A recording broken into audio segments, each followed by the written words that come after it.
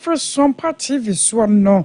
Abrono wiado sa mamani amani akwaso ya dani echire de magana de hyenom. Kase boyfriend mo betwa no wona fa be front afidie no so www.sompaonline.com and watching a fiafia wo do musuku mu kwakwanu ase so to so awodo amutie ye yadam nyina mu asedam ase anasam wade ba no yedum akote no bini ya tetesa enei anwa eno so so akwa atwe pa ama ne bo no se ne yakwa akogina giamabo no ano ayayedin ene se eho akwa atwe ni nyina no wo ba pa samira bo mi ase ne dokunu wono na ne yansa ni nyina so no a obetimi de Ghana akobo sha asase so odona ana babada jasa eja atosotos bese dunumu ya ne nyina da asejurube ene osuodum ja Roman Catholic school so eja demusa ama chechefo na sukufo nyina bo ahwete Kanema Panya Rajon Dramani Mahama Kasa was produced by a company. Ya one to talk or my Ghana Munuman Panya Dwada one more Juma Egu. Any engineer mana Sashebo say Yamedum one woman back on Yasua. One more the cocoa factory pa Ebeko Cocoa Research Institute at Chimtafo. Mampanya Badia Chosu Guswada Ya Wabon to Wana and Achumaka woman sinimu anasa to one person so ho and Wakakupi. Enya nonko gadam se ye ni abere se ye betimi akon no panin bi de atodwa se enhyehyɛ binom de da akwan mu a ye de tum yi a na beboa yen nenso kama ese mpanimfo enhwɛ ho ebeka bro no ho na ya sin konwa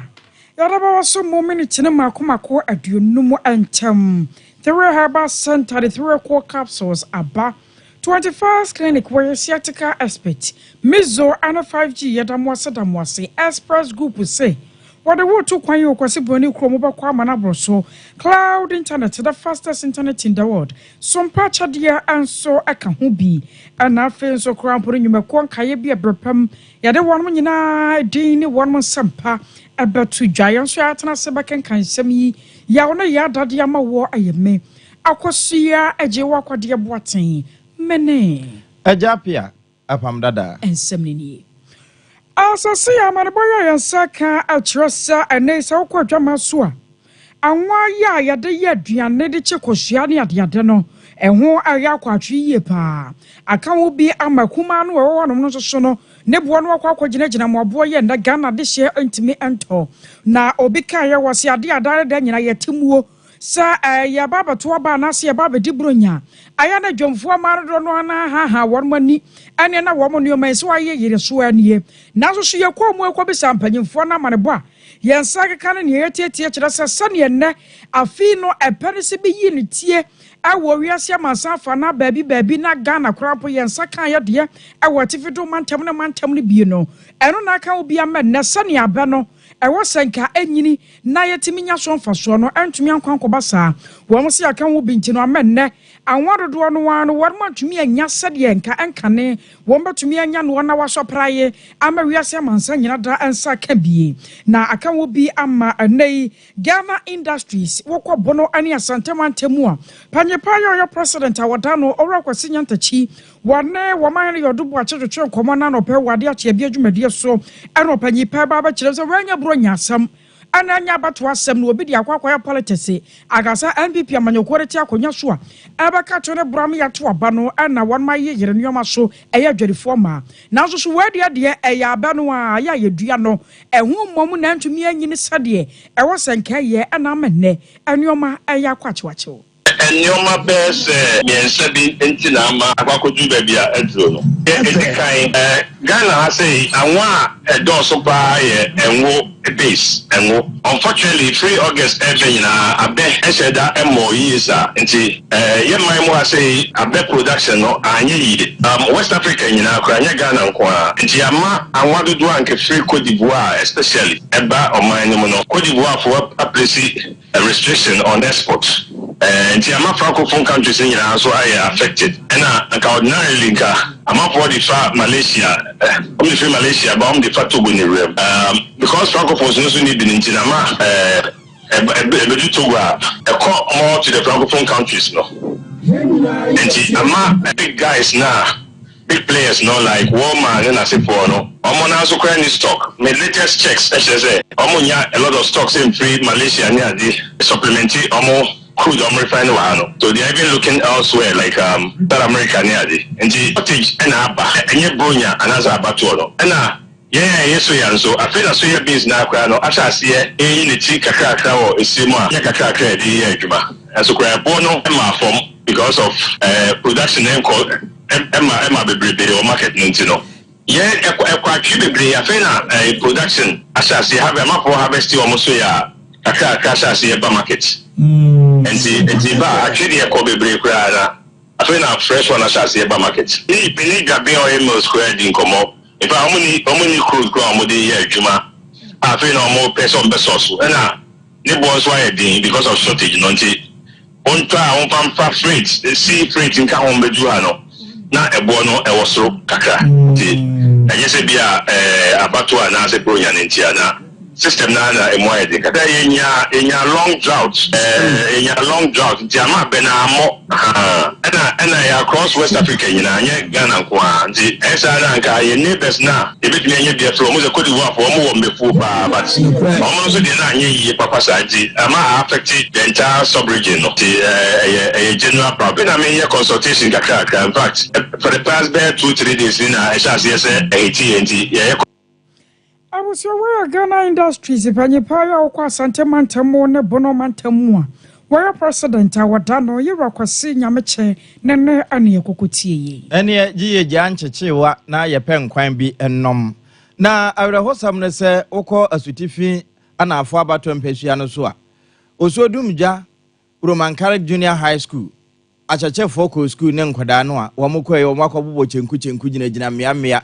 to say Krubi Swa Dine. Na yebusa asade na ekoso omsa hana na yesuku dan si o wo mokọ ye jatom asedwere be wo mo computers nkrata anom de wo manfa pini kura na enna sule dramani okokoduru ho na wone de ne nani sembra janu to mo zo be se dumienu anopai ene jano soe ahia kwa kwahia chief man kura sama hata ka ho na awa Muhammad na wo boss amani o tieni sa en kwe no na jo be around 11:40 Nana demona abrante bako yi na sute ja eda ya patam ampa nana pie ba na ene kure sa abro na cars apak anti yemi ani eyi cars ni na efiri ha efre fire for the fire for the buy ya so ano ai ti dum jan man ba fom ye ni esuro ye adan na bemben ho no enne ye mpese atoro nche mbeto dan bia ti mutimi dum har ma hande dan na ho ni na yesi yeguso ani ete se osi odum jan so ye jada ho ti nyina attention sa ko osi odum jan ni ekohwe ya ho so ye betimi ye ya ade cha na pa ete ho a erindwene se nyame na de bae se nipa na ye ende ye jai ni manya no kure ana pa ya kola ba ko efre na hakim ono so ozongo soro ho ana pa ni ete se ono so ne ka omako papa na hwe amomo ka ni nyina eno da nchan a ese president bi sofo so ne ka ono ko ananse ana ye de ne ba kroma ono so ne ka ya papa na hwe nti enim se nipa bi na abom tirim pose ombedi hwede man bone a enim hwediem na awere husami esi honorable Jomo Mensan Robert one ADC e wo mpotam ho na wokan bi ka ho tibia ba ya ye beto fire for na kire se o matimi adum no na mane o mo bone se eja ne ba ku di ka to wo zongo hini fie ti fire for no ko honto o mko dum no a o mo kona na efrom se school handle no so ejatum that time no nsuo ni o mkam na so o musa kwa replenish to mo ba ya no na kire se 12 classrooms there edikiash to matimi save about 6 classrooms so technically speaking 6 classrooms there 6 from RC 6 from Osiodum and the most dangerous aspect in the same ground so that school no you say you taking measures here you betimi anya there be any money me betimi atlami achiro ba there ni ahwe there assembly no betimi I believe fire service any police so investigation because what teach Ochimaya no da hona nipa na sibi fifa ho which means something has gone wrong and then reports say net day ya so amount for cases ya bontim ya bobo bi enhwehwe ne ebi kro ho ya wi musika ti there is indication say nipa bonifo bi abefra yi mu o masi o mu buso mbe nti animanim ye dissect bi hia na decision ya ye be he say soup na say ye wo krum ha say na the screening call for at least we can get some suspect no nyang kwan o na mom se won be wurawura ba bia ahwehwehwehwe amanfo kora mo wirim ehun se bi ne pa ma hyese ana asesen na honorable Collins Dauda wono na yemra hye badwani won potem ho wono nso hyeda kɔbɔ mpempe na ewie no wo kan sei makɔhwɛ Sarikidia ana mabɛhwɛ ha dia school ha classrooms mako 14 ana ahye ɛjɛ sɛ enkura wɔ saa classrooms ni deɛ omutumi nkɔ class so mabɔ asante a so hwɛ a ebi no bɔ ampi ebi bɔbɔ ɔmo nam basabasa ayɛ ɛde how ana aba in fact ɛyɛ me ya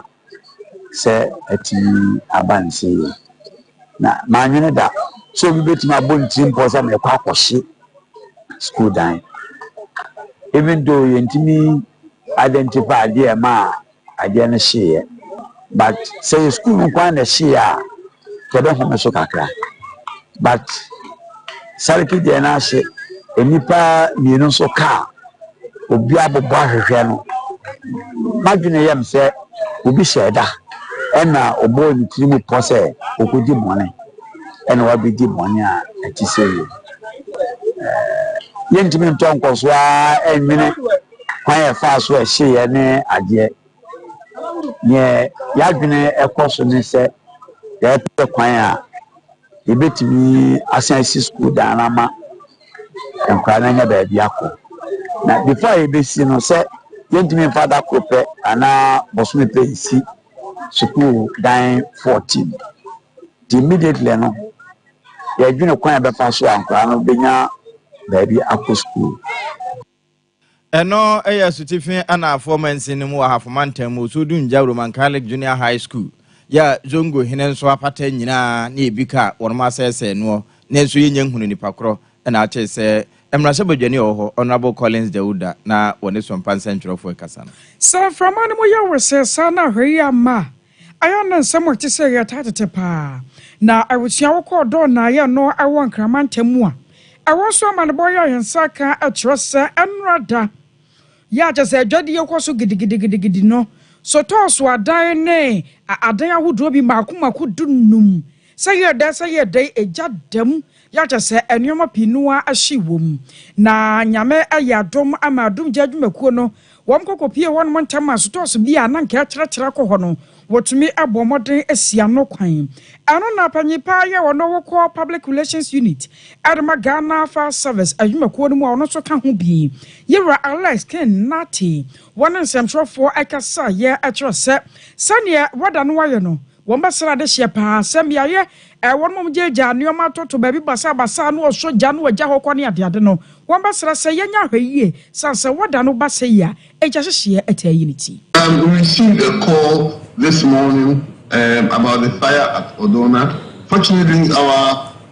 team at Circle are just a few minutes away from the scene, so they got there in good time, in about 5 minutes. The unfortunate thing for them was that because the fire was just at the edge of the gutter, or the Odona gutter, it was difficult for them to get access to the place. The fire tender couldn't obviously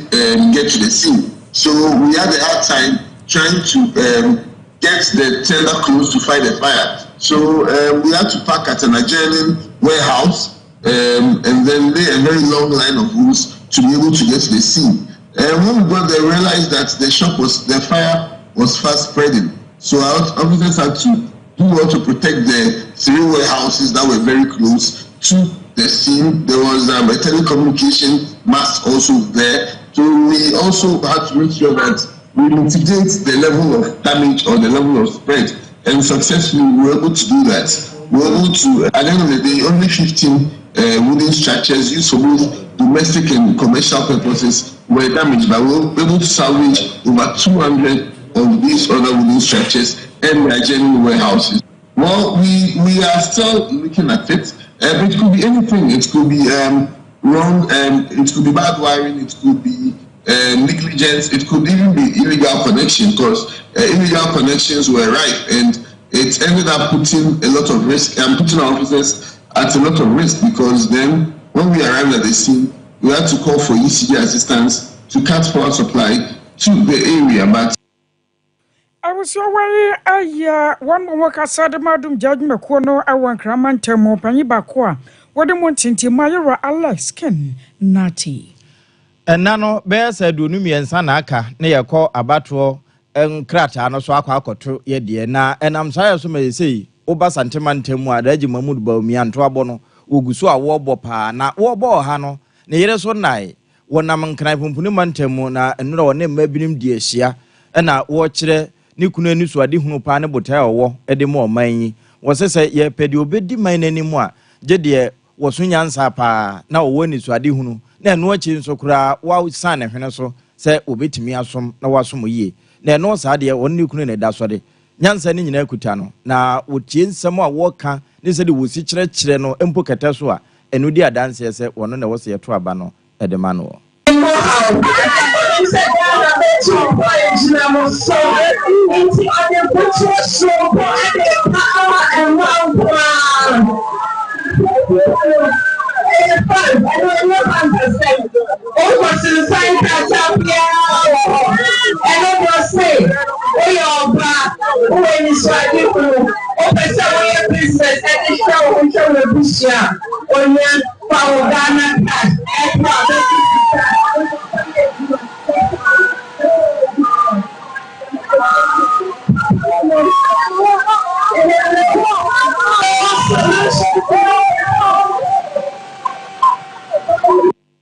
wei enkran ohwasa de ema no eboje so wonu ma yeton anka nsuo no mo ne ade wo che se eno ane so obefa Ghana card de na ma da age so ebaaye no eba beboa na ema nso nya biribi de ahwe wonu mo nso ho na kane mampanyi ye rojo drama ni mahama so adne de na mu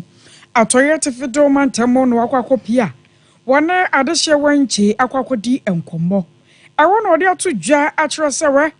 MPP fo mbese Ghana fo so ankomo hyeyama pa na wo mu ankasa no wo nye omadwene se ombaboa Ghana ama oman na duru bia ya ewo se ye duru enti na omahase a omoye neoma kokwasa sa no won kan kwa kire kura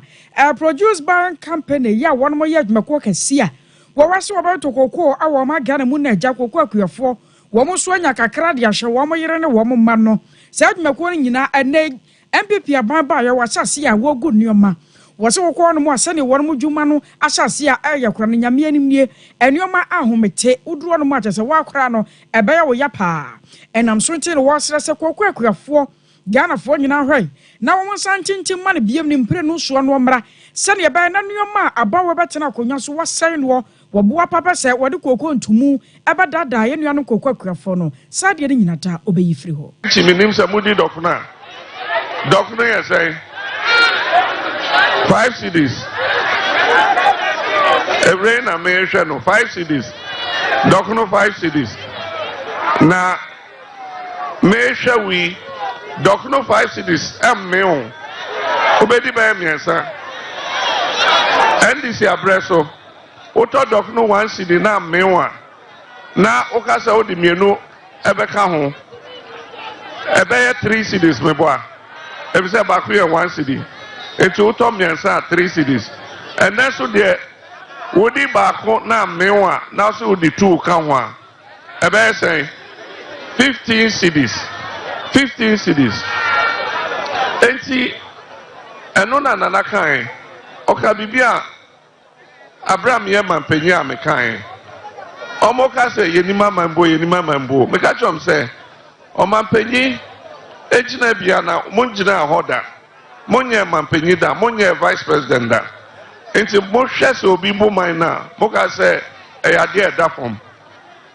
nyame adumunti ɔmo so ɔmo abe kota ɔman no me ahwɛ ɛhwɛ wɔtwe ni Ghana bibia sɛn Abraham yɛ mampanyi produced by company wofa cocoa a ɔmo tɔɔ wɔ Ghana ha 30% of Ghana cocoa 2016 produced by company ɛna ɛtɔɔ and that's what they say Juma Noe. Oma say no a good bosom dunia yetimin to our worker for workers nakra. Ezu as Mokai said yes say sini na ye hata Nasa no way aya kanema panyi ya rajon drama ni mahama na wasese no se ne dokoro 5 series kura no anso obi kire otomiensa nasa ne nyina de professor nwema moyeden ya mampanyi nado na penso na abasa ene ye ka koko nsemi ye nkwa poema ntamu babia akofodua flowers wo no kurobi wo hefro ha achemtafo eho na koko research institute greek ewo na Dr. Omaneboama wɔn de campaign na moa wɔn kokuru bi efrɛ sɛ ati na wɔn mokɔbɔ odwa edwa nase na osaberima edusa piasa wɔn na yɛ achemtafo hene na na ɛkasa na wɔbɛkyɛ sɛ no kwasɛm ni Koko Research Institute no nka wɔn aboboa no nesi nenso ne mabu na ɛwɔ hɔ epa adwuma yɛ hɔ na wɔn ɛbɛkɔ no yɛsɛ gye kɔ nkran no nso kura protocol tententen sɛ tie nie wonkom na yɛ amanyɔfo na hyehyɛ kyire ɛma ne man makura nya adwuma nnyo na Dr. Omaneboama wono ebachini ya manyoku no mu a abato a ye ba betu wo na ye kwankyerefo a woda no tituru ewo amanebo ahodo emusu ehunu aite no mu na panidi betu dwa kyese de hia no so beto aba no e de amachini ya manyoku a yewura John Dramani Mahama edi animu na wobapa Jane Opoku Ajiman wono nso tene to a so omunya toma wo mu sekuko na de wagina ewo mpotemo so ye nto ne so aba no wo meye mrashe bedwani wochini yedin mu no wo santo a ene wo de asase anyanwam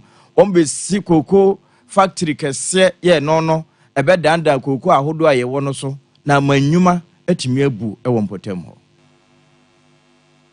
Bisa wo se anadu da so o pai empire de be na o pai empire anadu da so mu a de na we from abel na wo friend is ana ba wo give sense 24 hour economy there go so a anadu ku na plumber e ba na face o pai wo be na na so ye ka 24 hour economy na nipa o no say o ye economy I say I'm on 24 hour economy say who PhD in economics now on 24 hour economy I say President Bibi say is that one to an economist and really an economist who supervises inflation to fly all the way to 54%. Is that one to an economist? An economist who supervises Ghana's exchange rate to skyrocket to $1 to about 17 Ghana cedis. Is that one to an economist? An economist who supervises the national debt to skyrocket from 102 billion all the way to about 700 billion. Is that one to an economist? And so going into the 2024 elections, we need a man with experience, John Dramani Mahama. We need a visionary John Mahama. The price of a gallon of fuel under President Mahama, as compared to today, under President Mahama, the money that you would have used to buy 1 gallon of fuel, today you will get 1 gallon divided by 4.5. Is this one to an economist? And they want to tell us that they have a solid team indeed, a solid team by foot. And on waka no was a solid team with an nasipa and a share. Dr. Omaneboama, one year director of elections and IT at the Machin Yamanyukuno. I was a young woman, so na yane asante mantemo yamanebo for penny and kodi and komo. Sebaka say Dr. Alhaji Mahmoud Bomyaya wano wa mampanyina ba de kire no guso da ebontoa ewa sante mantemu na entoa no de wa sha ase ache eyenefo na makomako dunum 15 days and wa babadie ewa sante mantemu na nei atwoma kwa ngoma abato mpeso so wa sante mantemu ho ana wo chine mu yankwa ne na kwa me redu enkwa kasa kwa me mahai hello kwa me wo ho ye de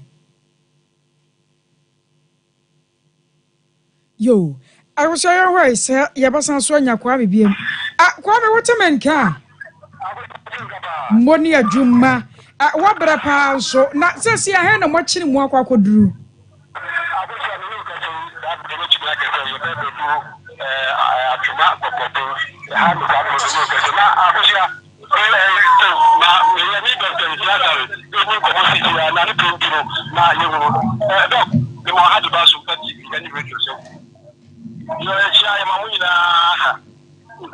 no great over the issue I might go behind so any in fact it's okay well like I'm a bit no yes yeah you say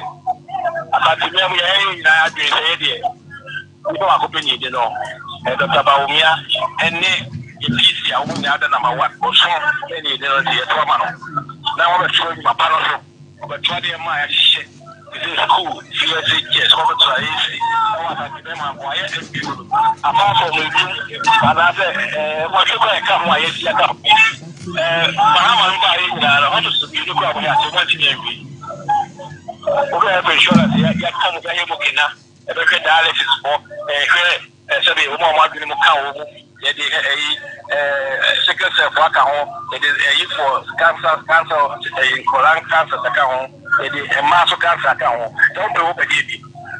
if you have a show will be a control and you say oh the we are saying if you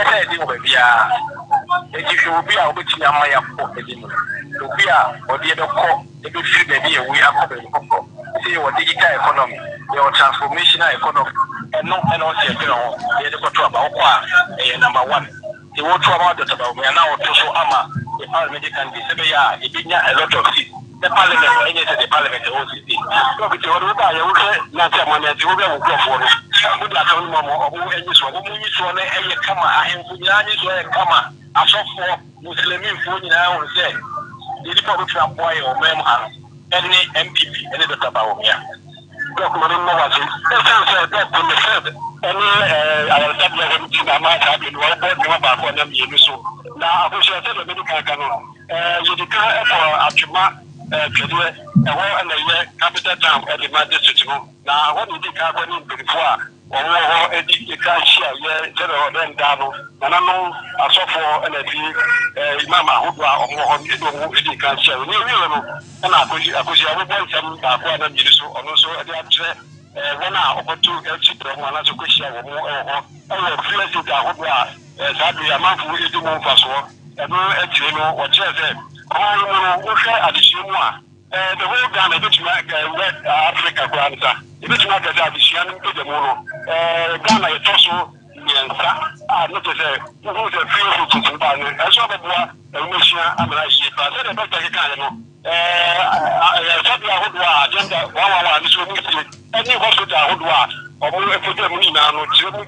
people ambulance and canona and then I have done so and I'm to me and my Ghana Sabino. You do so emphasis everybody. Let's make a say, you feel to make now you're just to be a good or more we say for the radio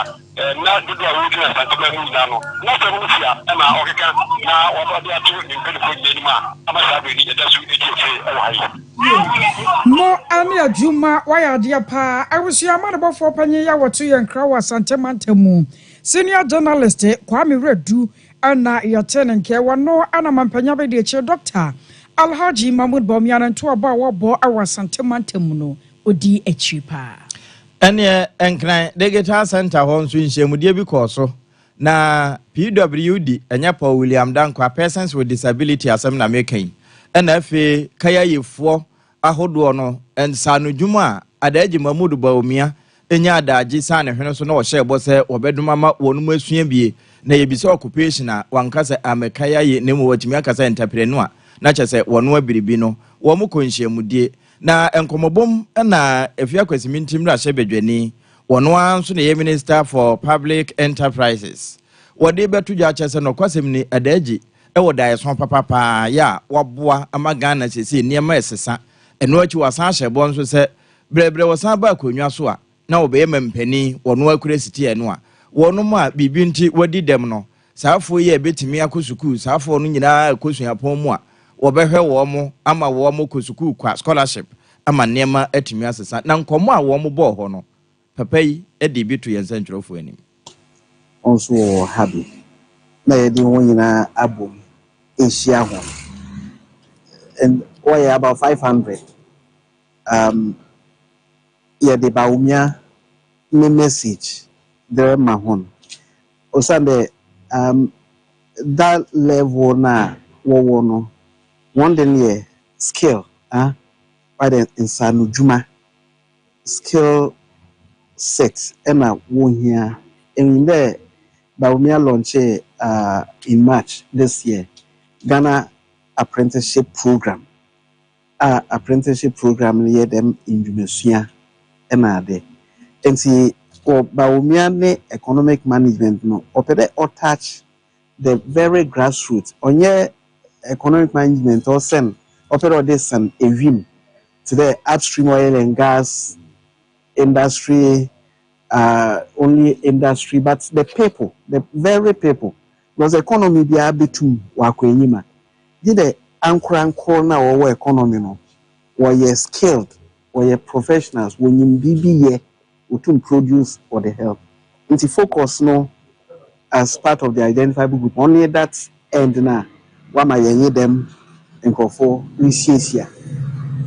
My ende yawo Accra digital center ha this category of people. Very interesting one. My observation as somebody who has been following economic development or money. My main way the economy be around anywhere in the world. Obeka stability, you're very important. Continuity, you're very important. Na no my referee there. Economy be up and down.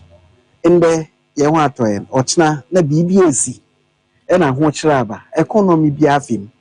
In the year say COVID de ahotri bi the bear we are in ubi afim. War eko Ukraine de no de ahotri we are in film. But echo hena be same one. Them developments na ebia cocoa price be war outside the world cocoa price na wa akofum and again niska sem akofum eno ye fia kwesimintim ra shebedwani honorable Joseph Kujo and artist na wokasa e de akire persons with disability ne kaya yefo a wonu musu ansa ne dwuma no awoma Ghana dia ayarosabia ba kwa yagia tumun sasiata kaya dia wonhwe na wonto ase aye 21st clinic womoden bo no wadwuma panti tra no watratra wakwa ba mu pa wokọ Kumasi Ahwa overseas junction a obaya for radio oboase obehu won mo cancel quarters Accra Dome market sunwa na nkranza te chiman wase woto asentini na twinwa de aba na amro mu no tumreka na kwana dokotafo anhwew se koba no se wase mo massage wa obaya na kama pa ama wotumi ato 0540 311 0540311311 Sompa achadie ansunie abusia womene awoya nso eninti na ya se fawde bra na yanso yamfanse obakunani no nsem wone ne ma no monkotena sena won munni ekoba ne sa no a aduane no obedie no kora womeya emu nhira ebeba wo nkyɛn ye wo bia no ye baje ene ya nwabo kɔsoro na so toba ko na de cha ense hwe se ya mo anwa sardine milo bibia no ye dase ankranza yo Ghana commercial bank dining Sompa e honom sunya na so yo 9th market ana Kumasi ye Benro hotel se ye sika ye mobile money ahoma ne 0598 559 802 0598 559 802 Edeni Etaran Media Nasa Blessed 4-star cloud internet enie internet papa woni asem ne ho dwo no top high ya na love fm din hwani mu yesa fry na hyase na nso ye ne wo ani nkomo 0202 699 110 0202 699 110 Express Group de wo to kwa Canada US UK Holland nyina ya dobe kwa ma won to papa hyase na ene ye enkasa Kumasi ye wasafole ba run about Accra Kanashi first light 0249 00 0448 0249 000448 Mizo ana 5G so nya bia ebeboa wo ayano dia ehwodwo na etiapo na afi wo no mo so a eboa wo ama oni padua na sipi na esita ehwe overseas junction ne do so pomu obenya na wotu ewo ho three herbal center so what the three capsules ana atayechie sisi ade kwokwa ayam timu na kware na three capsules nrei kware kopa bi na eto for 0546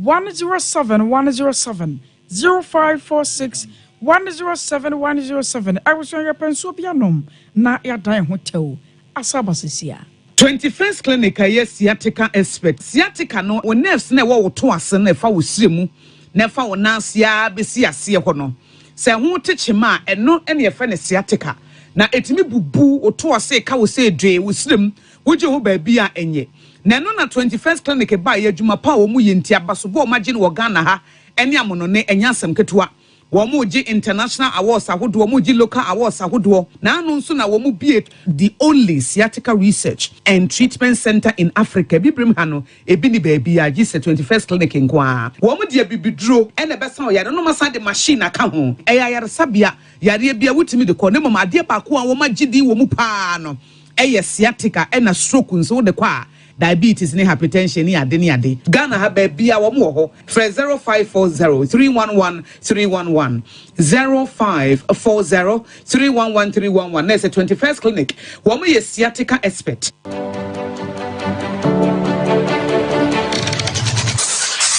Introducing Mixer 5G Sparkling Drink, a whole new refreshment in a can. Mixer 5G is a tasty non-alcoholic drink. It is a perfect companion for all your events, including parties, weddings, and funerals. It is made with green tea, ginseng, guarana, grapes, and grapefruit. Get refreshed with Mixer 5G Sparkling Drink. For bulk purchases, contact 0246 270 221. This advert is FDA approved.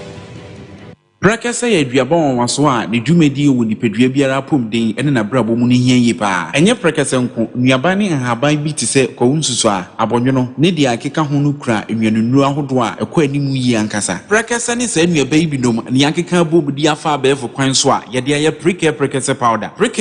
powder siesi nipadua na abakwa ahodo no ho ban afri mpani yade ne yade ahodo pi ho fa enkodate de ma baako freduane anopa ne anwumre anafa enkodate de ma baako woni nsuhie yeti anopa ne anwumre wobra wodidi awie ubenya prekese powder to Kingswalk Herbal ne Heroes Herbal Accra Okechi Drug Lane Dani Herbal Kumase Mensa Takrade Mose Pharmacy ne Greenlight Pharmacy Sunwane Cash and Carry Supermarket Asantoa Herbal ne Bibidro Depot Techiman Sewa Herbal Mampong etufo mfre 0550 19 15 14 prekese powder aduane san yedro FD ahwehwe san kratu mu agi atum ei sewa me hu acho me na no me bisa ekra so kwa brochu Kwaku afeina me beko men krata krani ei ene me ma connection man for den kofo sika aduane ni wanya otedi dimusa no oh Express Group Adarumenti, according to IF4, Opesa Otu Kwan Kosiandia, Express Group do be call mind me to say Canada, US, Australia, UK, and Germany. Say a tour na se visiting soa. Express Group do be call Dubai, Canada, US, Australia, and Germany. Mo amu pesa Otu Kwan Koye Jumansu, obet me do wako Dubai, Qatar, and also South Korea. If you also want to take international tests like SAT, IELTS, TOEFL, GRE, GMAT, they can help you pass easily. They can also help you secure a good job in the UK. You shall make sure Kwan Kumasi Asafule Roundabout Accra and so Omo Carnation First Light, Tema Omo Community 18 Lashabi Girl Filling Station. From Moa Macho for ISO 055 555 0067 and 0249 000448. Here in Ghana, when it comes to chicken, the good old days are back. Why? Because Boris B's Chicken, BBC, is here. Yep, give your family and loved ones Boris B's Chicken. Fresh, tasty, delicious. Boris B's Chicken is produced right here in Ghana by our cherished poultry farmers with support from the Ministry of Agric. Get whole frozen chicken, gizzard, chicken feet, chicken neck, and chicken liver for those special family meals, buffets, picnics, funerals, and all restaurants. Get Boris B's Chicken. It's halal, so everybody can enjoy. Wherever you are, call Boris B's Farms hotline 05-444-444-53. Ask for our branch that is closest to you and come get your chicken. Boris B's Chicken, BBC, proudly a Fiakoko.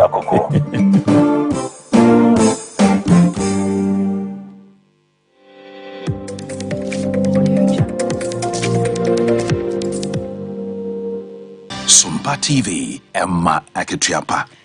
I was sure that was say to and some no so now about Santa Manchan Kopo Kumasia. Edwa wodo no nyina no ye wo ahemafo a won motetetia no na wo hwe ade yie etu yie na eno nene won makeka wo ho abomu a wo twasa abaya wateso mampanyi na do dia ne munyame anim ni wo munya krom de ne besi agongon sansa na dawromanti free senior high ba amenne edwonfo ma nyina wo mma enso ko school free a na se mampanyi na do na dawroma wo mse ne papa bia won so ne nam wo kan de wọ́n de bọ́ṣẹ́ no akwa yɛtra bọ́ṣẹ́ a kyese enidaso bia ne nkuranhyɛ bia animu nam so nte dwonfo ma nyina se pa so wɔn bɛdi bọ́ṣẹ́ sɛ bi ohwi ni mu de ɛna no mbɛto ama free senior high sansa no mom ɛna daso papa na daakyen ebetumi abamu na nana ya afosua anase fowa wɔn mom ana wokɔ central market a wɔno ayɛ hema ɛwɔ hɔnom wɔgyina hema fo no nyinaa na mu ɛkasai ade na asia sonko ɛma Dr. Alhaji Mahmoud Baumia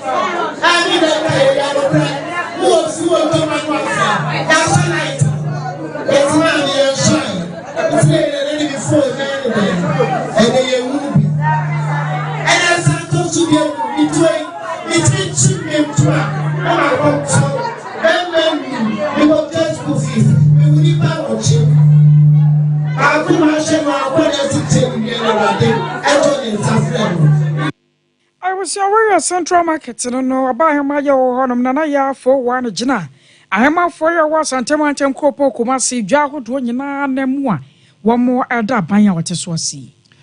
enura kuro ya no Professor Christopher Gordon wono ena kane no ye kwankyerefo ewo Institute for Environment and Sanitation Legonsu Apon no mu ena wo kasa se enche bia ena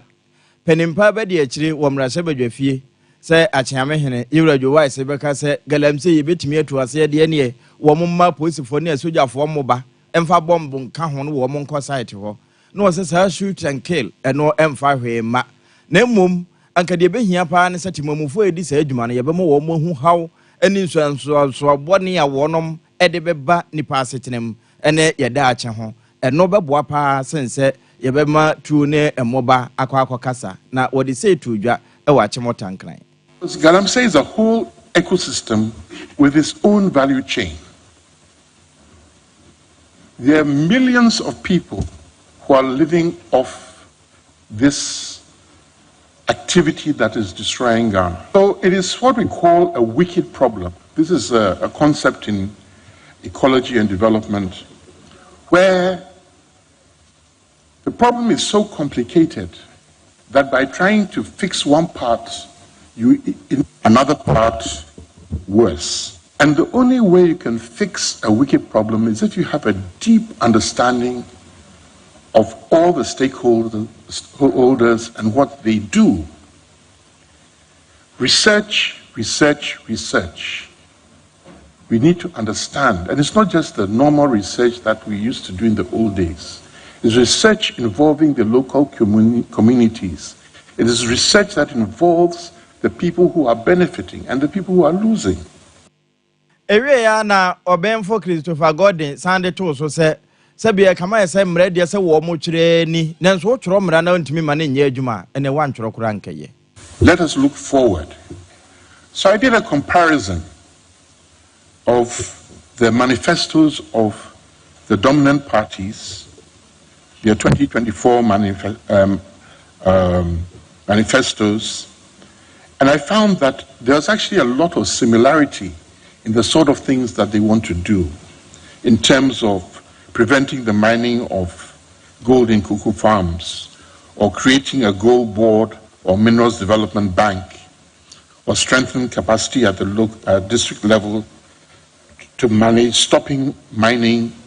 in water bodies and forest reserves. There's a lot of commonality in it. And all of these things are good. But as you know, Ghana is one of the best countries in the world when it comes to writing laws, proclamations, decrees, acts, LIs, and whatever.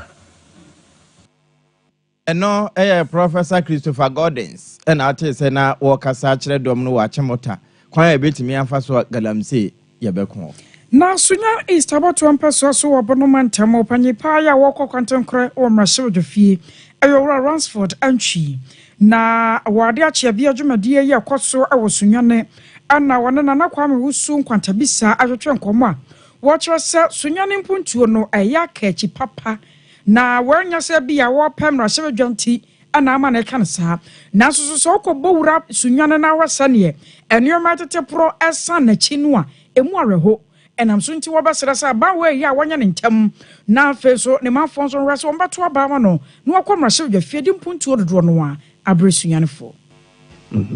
wo hwe ya kwan na usan te se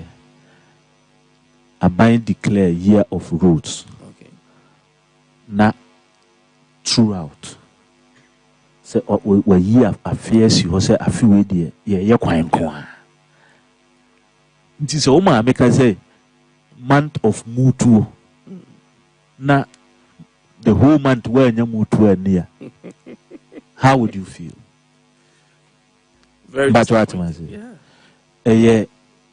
dia uhwe Sunyani Coronation Park fitimin ko abrim de me hu ye sahanete na de esama me ya ne say time a yes sankonwa efri nade na na e ho dada ni nua na na e ho no yes I kwosesa plastic chairs from Kumasi near the buy nti ye second hand city and town ama ubisa won say na man no ye ka ho ana. You started library 22 years yemie children's park nkusie ne nkrantie ne Ora Ransford Anchi wa raso abekwa Marcel de Fie I was Sunyane East about to empeso so yenyina we sway na yamfa nsam no nyina ensi Kokwa Veronica Jando ya Grace akusua somo abuzi Reverend Michael Happy Priscilla Ora Sante ya Boa Benedict ya da munyina amwase